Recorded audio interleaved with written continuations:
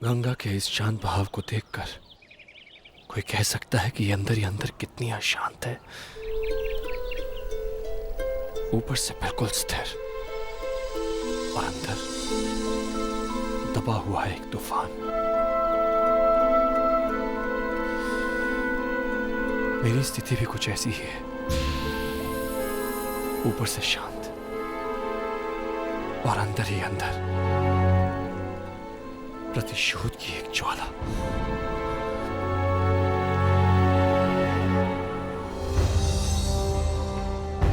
वो समय आ गया है युवराज, जिसका मुझे पिछले 8 वर्षों से इंतजार था।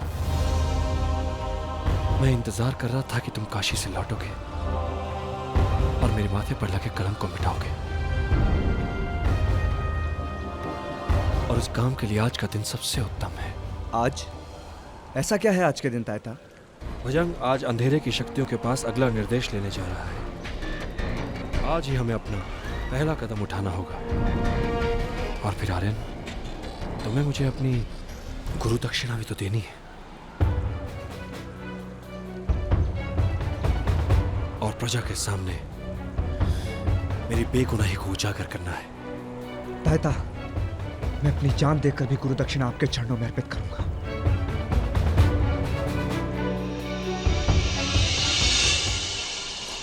ये तभी हो सकता है आर्यन, जब तुम महाराज और महारानी के साथ सारी प्रजा के सामने ये ऐलान करो कि असली अपराधी भुजंग है और उस नरसंहार का असली दोषी भी वही है। मुझे भी इसी घड़ी का इंतजार था तायता, लेकिन महाराज महारानी के कैद में रहते। हम उन्हें कारावास से आज ही छुड़वाएंगे। और आज अगर ये काम नहीं हुआ तो भुजंग को रोक पाना मुश्किल हो जाएगा।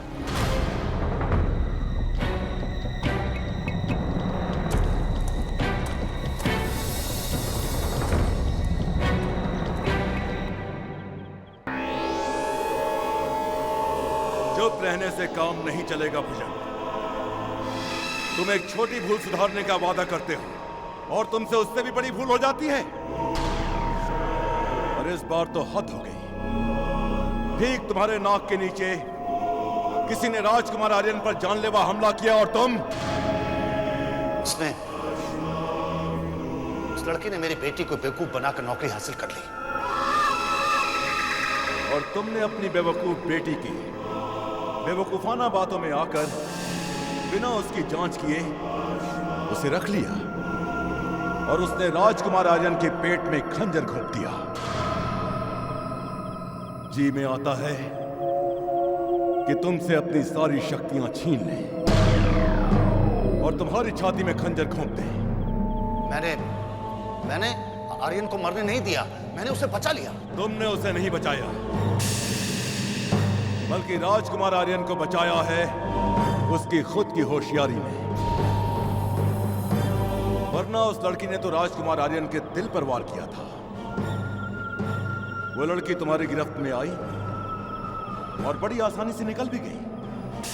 हाँ? ये कैसे हो गया भुजंग? आज फैसला हो गया है भुजंग। बेवकूफ दोस्त से अक्लमंद दुश्मन अच्छा होता है। अगर तुम्हें जिंदा रखा तो न जाने अगली बार तुम कौन सी गलती कर बैठो।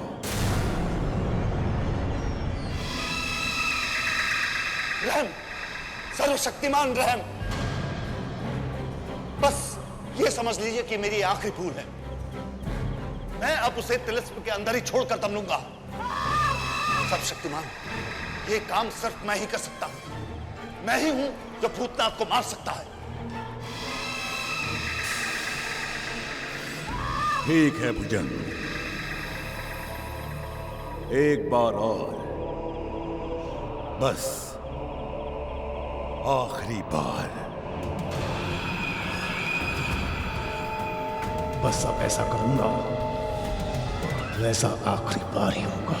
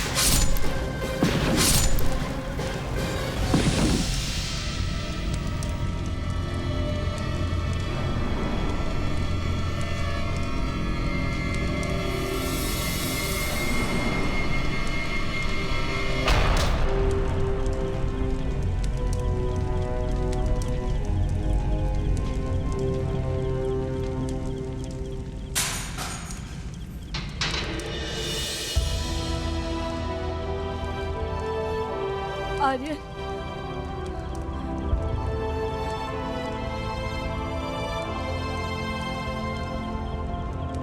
मेरे माता पिता, इस साम्राज्य के महाराज और महारानी को इस हालत में रखा उस भुजंग ने।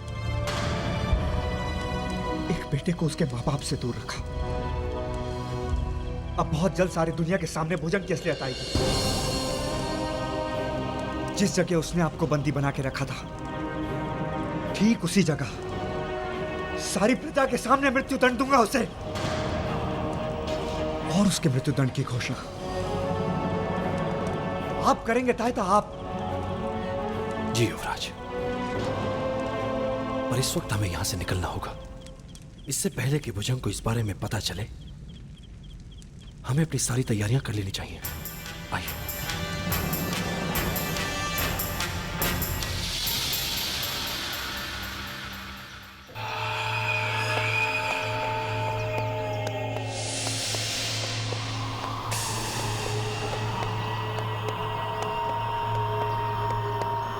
वो लोग यहाँ आए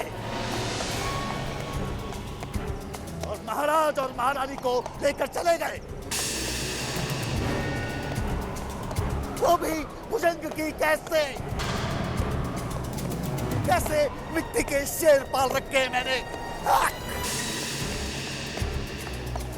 अगर आज उन्होंने प्रजा के सामने ऐलान कर दिया कि भूतनाथ निर्दोष है और मैं मुजरिम हूं, तो इतने बड़े विरोध को दबाने की शक्ति मुझ में नहीं है। असाधारण समस्या असाधारण समाधान की मांग करती है। जाओ जाओ यहां से।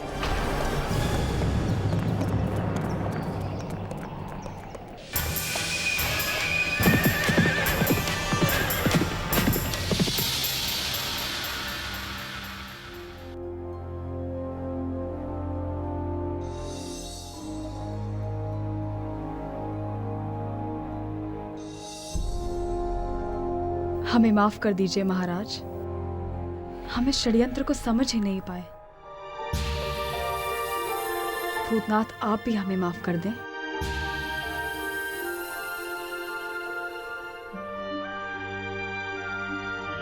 माँ भैरवी ने हमारी भैरवी को बचा के रखा है। किस तरह से शुक्रिया अदा करूं तुम्हारा हुसैन बाबा। मेरे मित्र की अमानत को जिंदा रखा है तुमने। मैं एहसान जिंदगी भर नहीं भूलूंगा। महाराज, अब सुनारगढ़ की प्रजा के सामने भुजंग का असली चेहरा लाना है।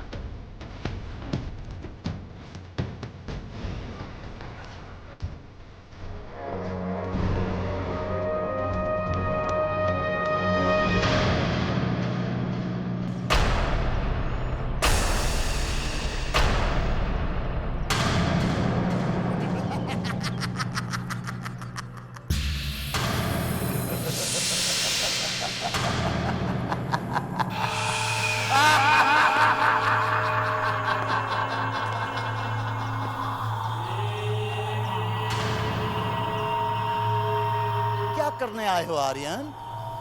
प्रजा को मेरी असलियत बताने हैं? वाह, क्या नेक ख्याल है। काश कि मैं तुम्हारी मदद कर पाता। लेकिन क्या करूं? जिन्हें तुम मेरी हकीकत बताना चाहते हो वो तो सुनने के लायक ही नहीं रहे। मेरी सारी शक्ति लग गई, लेकिन मैं सफल हो गया। अब इन्हें जीवन देना किसी के बस की बात नहीं। ये मेरा ही माया जाल है आर्यन, ऐसा तांत्रिक जाल जिसे कभी कोई तोड़ नहीं सकता सिवा तुम्हारे। नहीं, मैं भी नहीं। यही सच्चाई है। मेरी सारी तांत्रिक शक्तियां इस जाल को बनाने में खत्म हो चुकी हैं। मैंने सारे राज्य की प्रजा को पत्थर बना दिया है और इन पत्थर के पुतलों में जान फूंकने की शक्ति अब मुझ में नहीं है। अगर वो शक्ति है तो सिर्फ सातवीं आंख में, जो उस तिलिस्म के अंदर बंद है।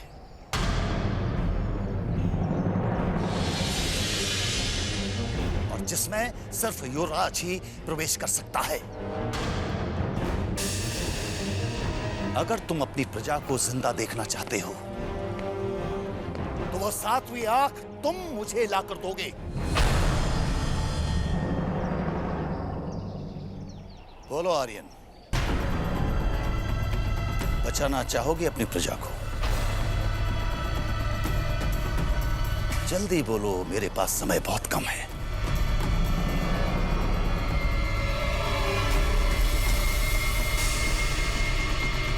मैं अपनी प्रजा के लिए कुछ भी कर सकता हूं।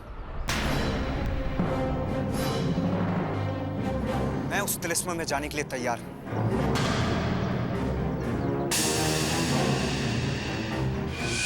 तो ठीक है, आज रात साधना करके अपनी सारी शक्तियों को इकट्ठा करो। कल सुबह सूरज की पहली किरण के साथ तुम तिलिस्म में प्रवेश करोगे और तब तक महाराज और महारानी नहीं, हमारे पुराने दोस्त भूतनाथ, हुसैन और शिवाली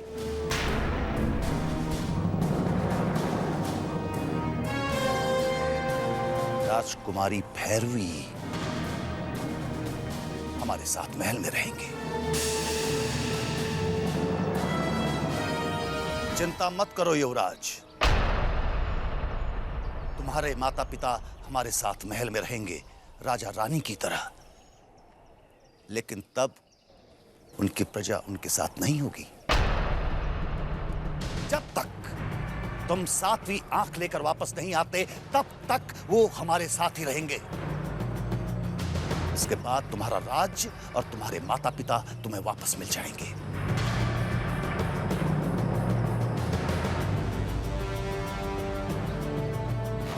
जाने की तैयारी करो, मैं महल में तुम्हारा इंतजार कर रहा हूं।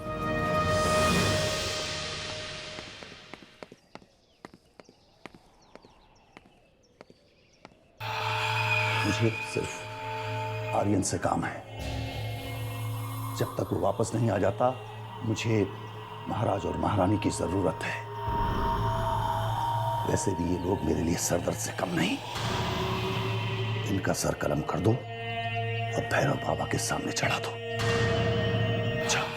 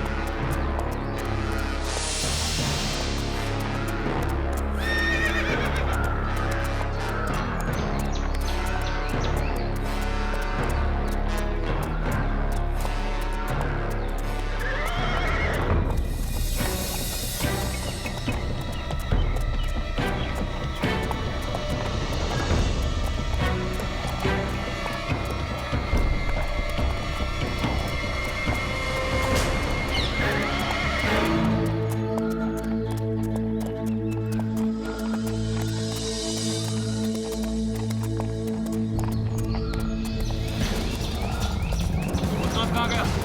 अरे अभी तो था। तुम उस तरफ ढूंढो, मैं इधर देखता हूँ।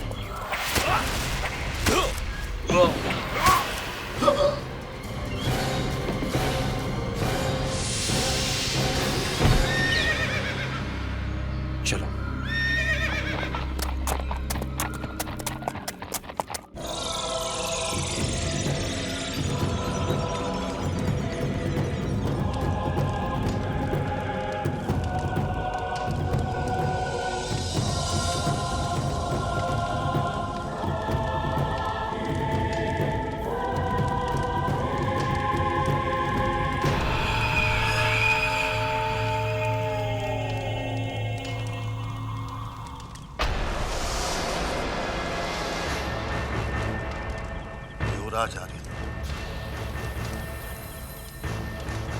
अब ये पुतलों की नगरी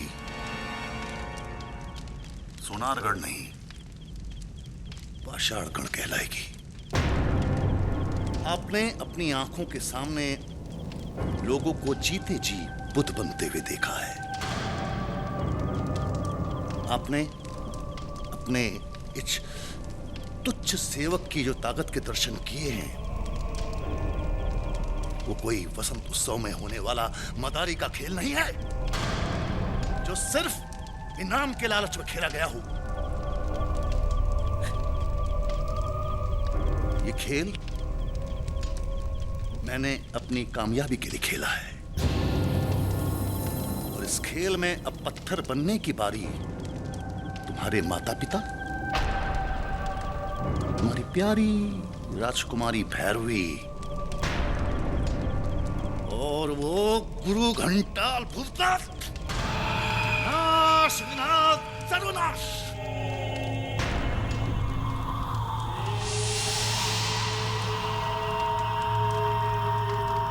राजकुमार आर्यन,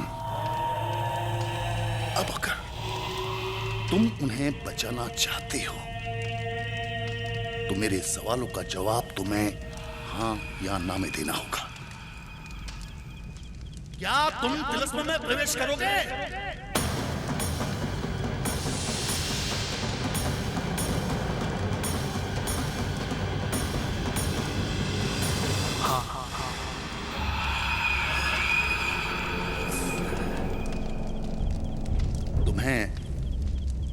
अपना प्रण और मेरा उद्देश्य तो याद है ना? ये तो तुम्हारे प्रण पर है भुजंग।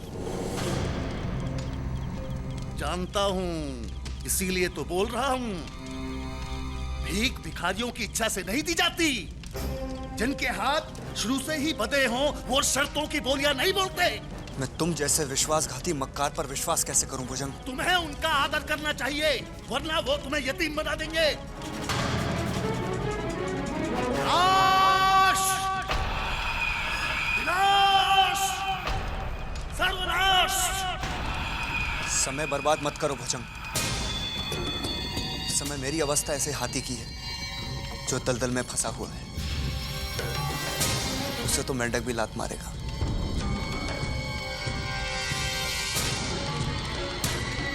खोलो तिलिस्म का दरवाजा। मैं कब से तैयार हूं।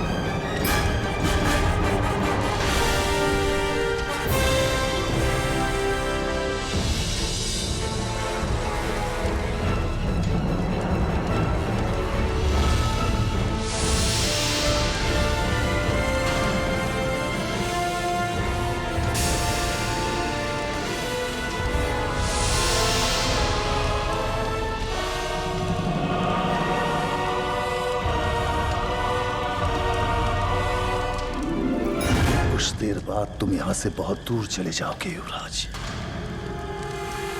वहां जहां तिलिस्म का प्रवेश द्वार है। याद रखना, तुम्हें मेरे लिए 7वीं आंख लानी है, और ये काम सिर्फ तुम ही कर सकते हो। तुम अपने हिस्से का वादा निभाओ, मैं अपने हिस्से का वादा निभाऊंगा। जाओ युवराज, तिलिस्म तुम्हें बुला रहा है। जाओ।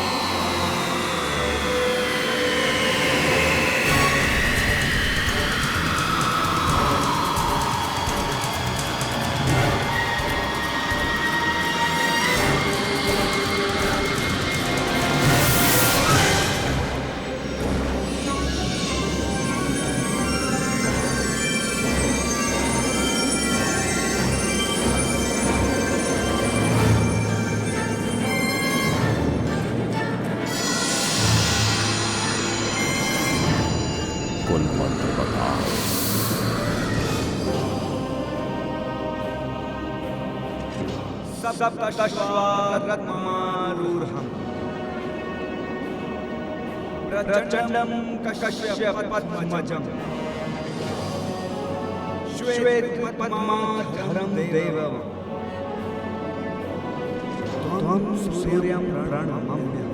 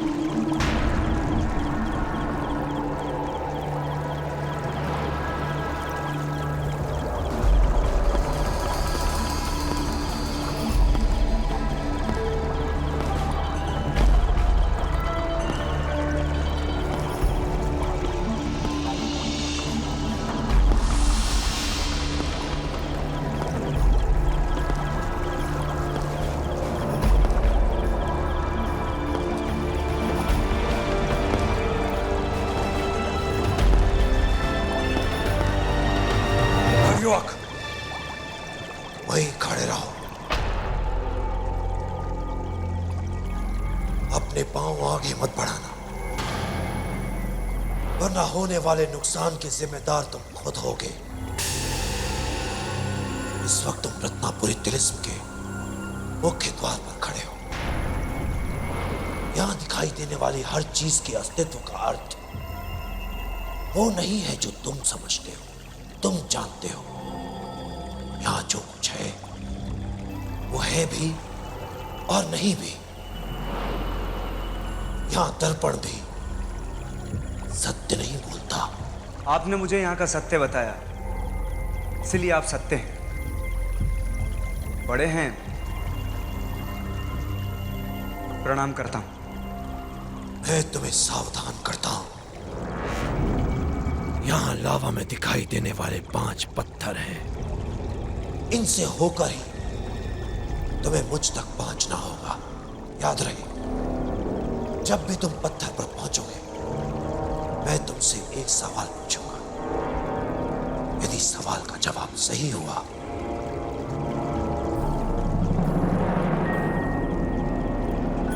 तो मैं इस कमल की एक पंखुड़ी तोड़ूंगा, और यदि जवाब गलत हुआ तो यही पत्थर तुम्हारी मृत्यु का कारण बनेंगे।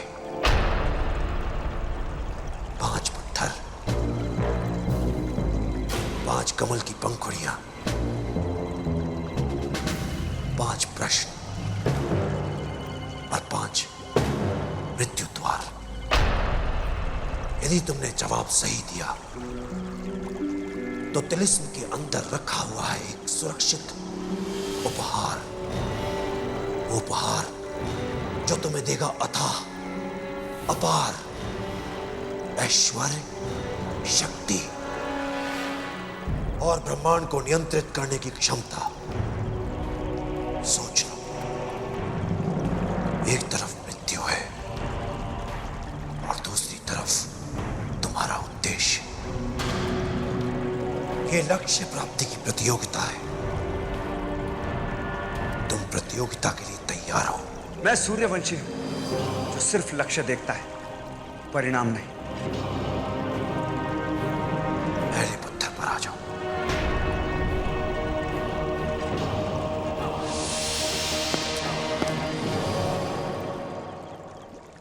चूंकि प्रश्न के लिए जीवन दांव पर लगा है, तो समय का कोई बंधन नहीं है। ये रहा पहला प्रश्न। तुम अपने लक्ष्य के लिए अपने प्राणों की बाजी लगाने के लिए तैयार हो। लक्ष्य अवश्य बहुत ही बड़ा होगा। उसे हासिल करने के लिए तुम क्या करोगे?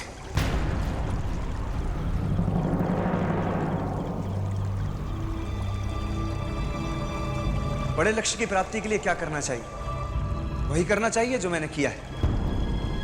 सबसे पहले जागती आंखों में एक सपना, फिर एक दृढ़ निश्चय और दृढ़ संकल्प, एक मजबूत इरादा।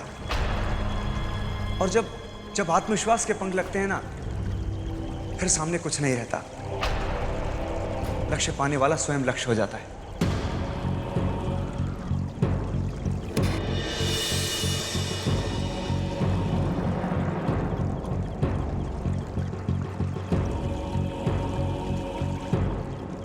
आगे आओ।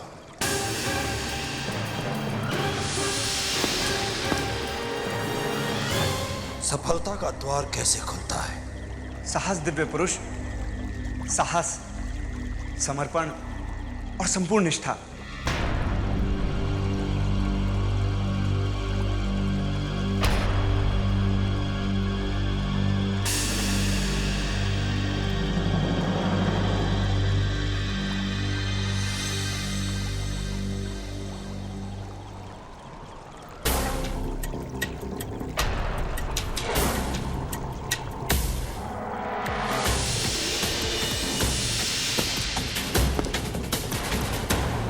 सही जीवन और उसकी शुरुआत कैसे की जाती है?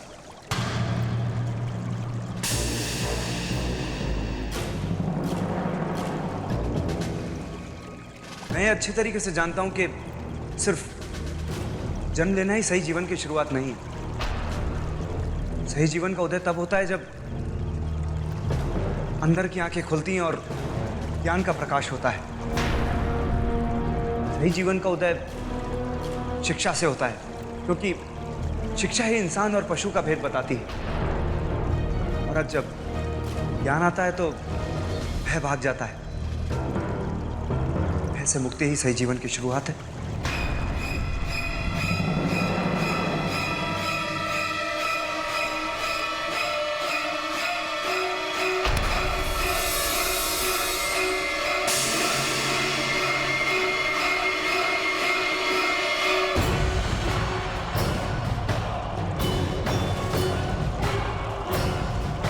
और आ गया।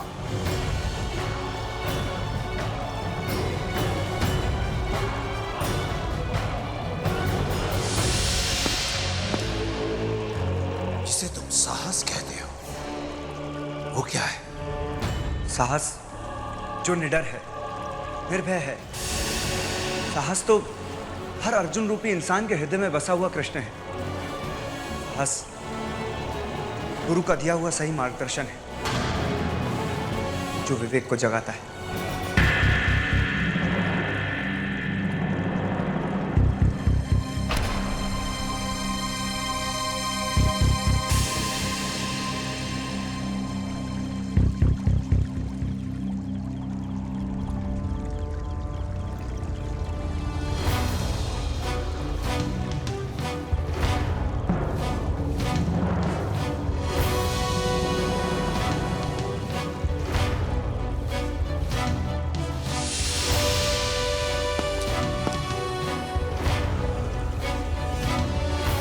युवक, मैं प्रसन्न हूं। तुमने मेरे अब तक पूछे हुए सारे प्रश्नों का सही जवाब दिया है। अब इस आखिरी प्रश्न के लिए तैयार हो जाओ।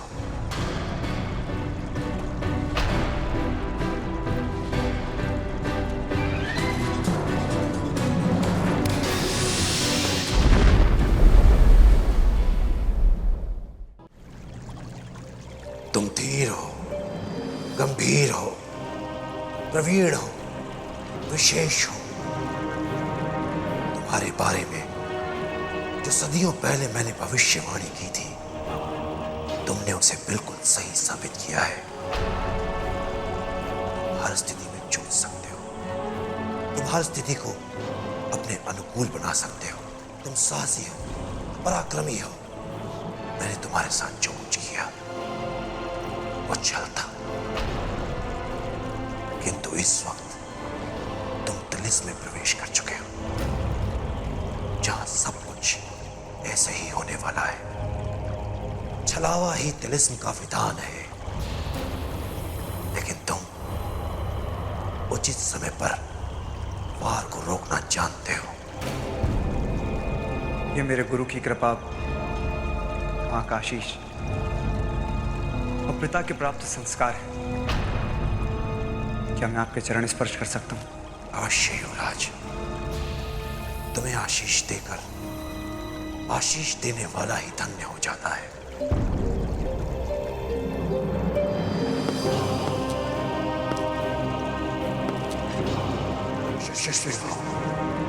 विजयी भव।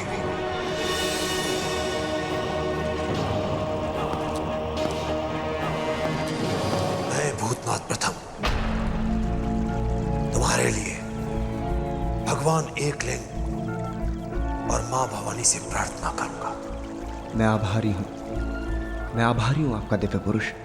आपने अपना नाम भूतनाथ प्रथम बताया। हाँ युवराज आर्य,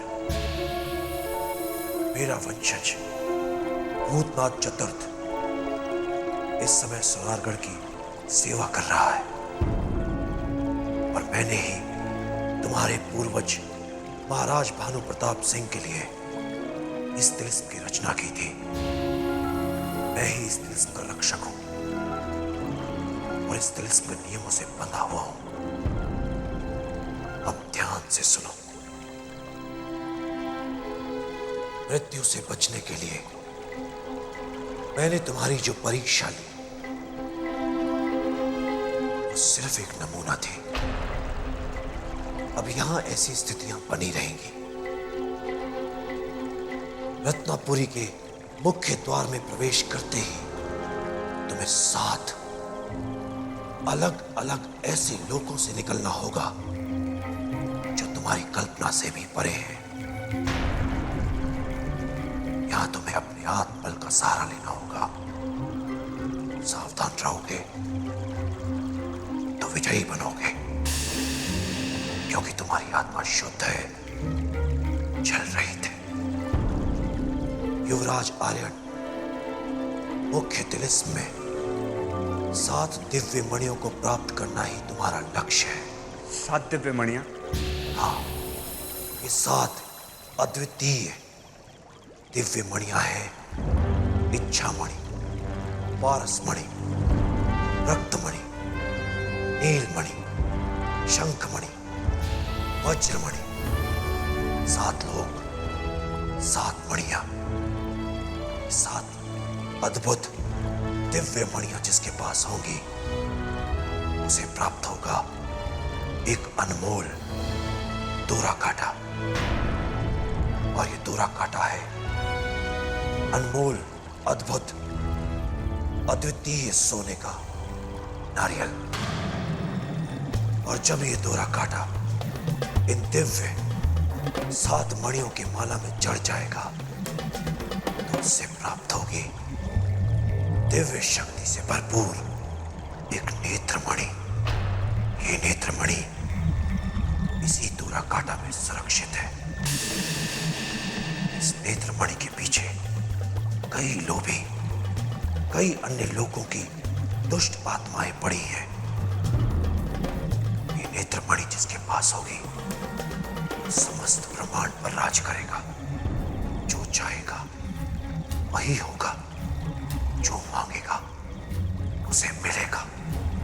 बहुत सारे तुम्हें इस दिव्य नेत्रमणि को प्राप्त करना है और दुनिया को विनाश से बचाना है। इस तिलिस्म के प्रथम लोक में तुम्हें मिलेगी इच्छा मणि। बस एक अंतिम चेतावनी, तिलिस्म के हर लोक में तुम्हारा एक बार सामना होगा मृत्यु से।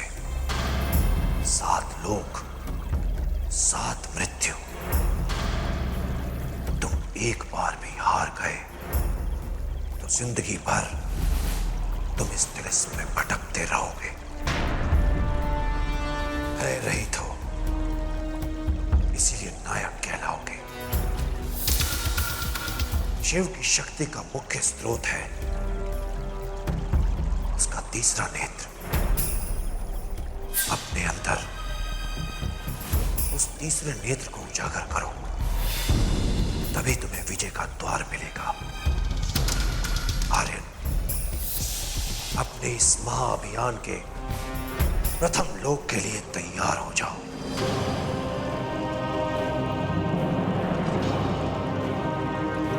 चलो उस प्रकाश की ओर बढ़ो।